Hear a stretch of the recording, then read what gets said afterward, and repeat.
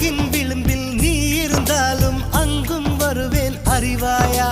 உயிரை திருகி கையில் தந்தால் ஊக்கி என்று சொல்வாயா ஆமாம் என்று சொல்லிவிட்டால் ஆண்டுகள் 100 உயிர் தரிப்பேன் இல்லை என்று சொல்லிவிட்டால் சொல்லின் முடிவில் உயிர் துறப்பேன் நான் இன்னொரு கருவில் பிறந்து வந்தேனும் மீண்டும் காதலிப்பேன்